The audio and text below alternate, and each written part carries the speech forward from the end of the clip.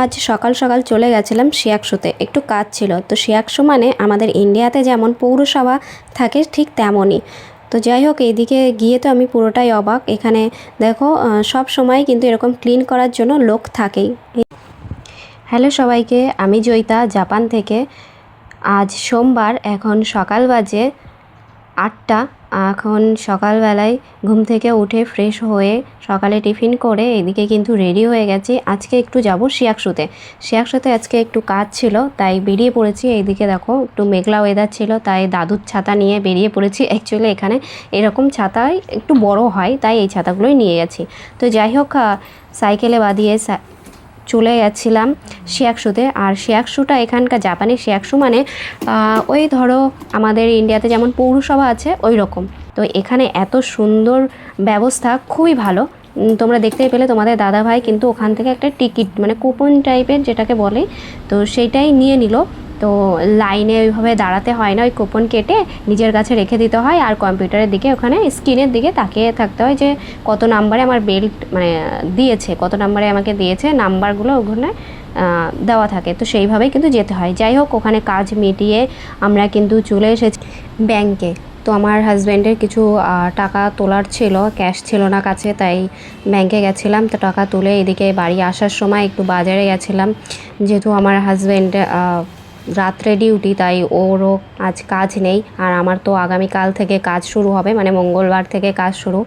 দুজনেই কিন্তু এদিকে একটু ঘুরছিলাম, মানে দোকানে কিছু কেনাকাটাও ছিল, তো ঘুরে ঘুরে দেখছিলাম। তো এদিকে ওর নেওয়ার ছিল একটা গেঞ্জি, কাজের গেঞ্জি নেওয়ার ছিল, আর আমার জন্য একটা জলের বোতল কিনে দিল। তো অ্যাকচুয়ালি কী বলতো, এখানে এত পরিমাণে গরম পড়ছে জাপানে, জল একটু বেশি করে না নিয়ে গেলে একদমই হচ্ছিল না। তার জন্য ভাবলাম একটু জলের বোতল বড়টা নিয়ে যাই, তাই জলের বোতলটা কিন্তু বড় বোতল যেটা, সেটাই কিনে দিয়েছিল। আর তোমাদেরকে দেখাচ্ছিলাম নেল পালিশের কালেকশান। ওখানে কিন্তু অনেকগুলো নেল পালিশের কালেকশান ছিল।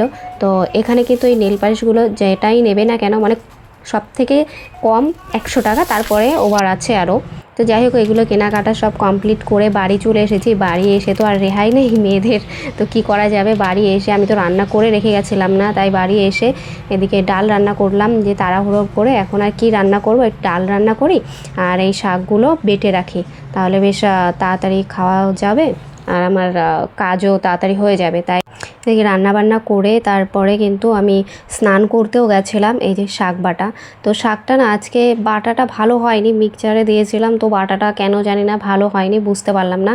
তো যাই হোক, এইদিকে কিন্তু এখন প্রচণ্ড গরম লেগে গেছিলো, দেখতেই পাচ্ছ, বুঝতেই পারছো আশা করি যে আমার মুখ চোখের অবস্থা দেখে, চুলগুলো তো জঘন্য অবস্থা হয়ে গেছিলো। যাই হোক, তারপরে স্নান করে এদিকে ফ্রেশ হয়ে খাওয়া দাওয়া করতে বসে পড়েছিলাম। আর ডাল রান্না করেছিলাম, আর আগের দিনে চিলি চিকেনটা ছিল, তো সেটা দিয়েই কিন্তু খাওয়া দাওয়া করে নিলাম। তো খাওয়া দাওয়া করে একটু ঘুমিয়েছিলাম, কারণ আগের দিন রাত্রে এত পরিমাণে গরম পড়েছিল যে ঘুমাতেই পারিনি ঠিক করে। যাই হোক, তারপরে দুপুরে ঘুমের থেকে উঠে এই যে ফ্রেশ হয়ে গেছি। তো ফ্রেশ হয়ে এখন আমার হাজব্যান্ড আবার কাজে যাবে উনি। তো এদিকে কাজে যাবে জন্য ওর সব গুছিয়ে টুছিয়ে দিলাম। ও খাওয়া দাওয়া করে গেল, যদিও ও নিজেই গুছিয়ে নিয়েছে, আমি শুধু জাস্ট একটু ভাতটাই বেড়ে দিয়েছিলাম।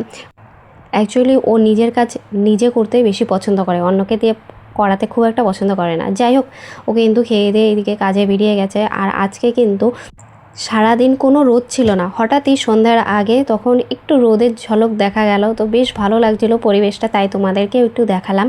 আর এইদিকে ও কাজে চলে যাওয়ার পরে আমি ঘরে বসেছিলাম। আর দুপুরে যেহেতু ডাল রান্না করেছিলাম, ডালটা তো আর পরের দিন পর্যন্ত যাবে না, অল্প করে রান্না করেছিলাম যাতে আজকের দিনটা চলে যায়।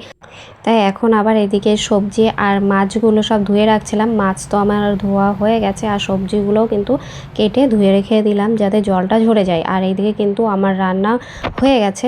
তো আজকে রান্না করেছিলাম মাছ দিয়ে ডাটা রান্না করেছিলাম, যেহেতু আমার হাজব্যান্ডের একটু শরীরটা খারাপ লাগছিলো, তাই ভাবলাম তেল মশলা আর খাবো না এখন, এই দুদিন একটু হালকা সিম্পল রান্না করে খাই। রান্না বান্না করে সব পরিষ্কার করাও হয়ে গেছে। তো রাত অনেক হয়ে গেছে, এবার চলো খাওয়া দাওয়া করে ঘুমিয়ে পড়ি। তোমাদের সঙ্গে নেক্সট কোনো ভিডিওতে